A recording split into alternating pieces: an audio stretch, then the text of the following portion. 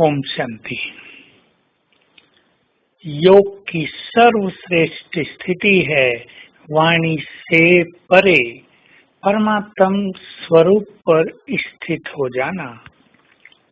परम धाम में सर्वशक्तिवान के स्वरूप पर जितना अधिक समय हम बुद्धि को स्थित करेंगे उतने ही हम शक्तिशाली बनते जाएंगे। यही स्थिति विश्व कल्याण के निमित्त बनती है। महादानी बनना, विश्व कल्याणकारी बनना, वरदानी बनना, सर्व की मनोकामनाएं पूर्ण करा देना, ये इस स्थिति के द्वारा ही संभव होगा। वाणी से परे। वाणी में तो सभी रहते हैं और वाणी में रहने का आनंद भी सहज मिलता है, लेकिन वाणी से परे रहना, परम धाम में बुद्धि को स्थिर रखना, यही सर्वश्रेष्ठ स्थिति है। इसके लिए हमें बार बार अशरीरी होने का अभ्यास करना होगा और अपनी वाणी को भी नियंत्रित संयमित करना होगा। जो मनुष्य अपनी वाणी को ही कंट्रोल न कर सके वो भला विश्व को क्या कंट्रोल करेगा। तो हमें वाणी से परे की स्थिति में चलना है।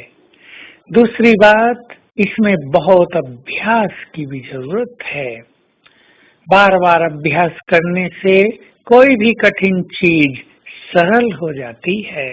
हम बार बार परम धाम में शिव बाबा के उस तेजस्वी महाज्योति स्वरूप को निहारा करें। बिल्कुल क्लियर वो हमें दिखाई दे, जैसे और कुछ भी हमें दिख नहीं रहा है। साथ साथ अंतर्मुखी रहना।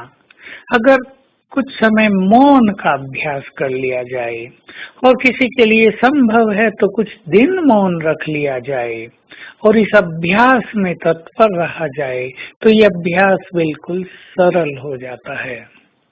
तो आइए हम वाणी से परे की स्थिति का पुनः पुनः अभ्यास करें। वाणी में आना, दूसरों को ज्ञान सुनाना, वाणी के आनंद में रहना, ये तो हम सबको भाता है, पर अब हमारा मुख्य इंटरेस्ट बन जाए वाणी से परे रहना।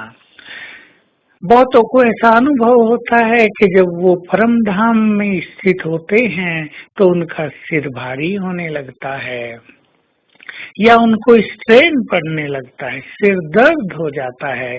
इसका कारण है जो बहुत व्यर्थ में रहे हैं, उनकी ब्रेन की शक्तियां काफी नष्ट हो चुकी हैं। अब वो एकाग्र होने नहीं देती, क्योंकि एकाग्र होने में भी ब्रेन को शक्तियां चाहिए। अगर ब्रेन बहुत निर्बल है तो एकाग्रता वो ज्यादा समय नहीं कर पाएगा। इसलिए मनोवैज्ञानिकों ने आधुनिक मनुष्यों पर सर्वे करके ये कहा कि कोई भी मनुष्य 10 मिनट से ज्यादा एकाग्र नहीं हो सकता, परंतु श्रेष्ठ योगी जो बहुत पवित्र हैं वो लंबा काल भी एकाग्र हो सकते हैं, क्योंकि उनकी बुद्धि पवित्रता के कारण काफी कैपेबल, काफी एनर्जेटिक, काफी स्ट्रॉन्ग हो गई होती है। तो हम अपनी प्योरिटी को भी बहुत बढ़ाएं ताकि हम वाणी से परे रह सकें, क्योंकि वो धाम संपूर्ण पवित्र धाम है। बाबा भी पवित्रता के सागर हैं और वहाँ वही आत्मा स्थित हो सकती हैं जिनकी प्योरिटी बहुत सुंदर है। हम प्योरिटी पर तो चर्चा करते ही आते हैं, लेकिन ध्यान दें बहुत ज्यादा व्यर्थ संकल्पों में भी हमारी प्योरिटी की शक्ति नष्ट न हो रही हो। साधारण संकल्प भी हमारी स्पिरिचुअल एनर्जी को कमजोर न कर रहे हों। तो आज सारा दिन बार बार एक ही अभ्यास करेंगे। ये देह अलग, मैं आत्मा अलग। आत्मा का स्वरूप बिल्कुल स्पष्ट दिखाई दे और ये जितना अभ्यास करेंगे उतना ही दूसरा अभ्यास सहज होगा।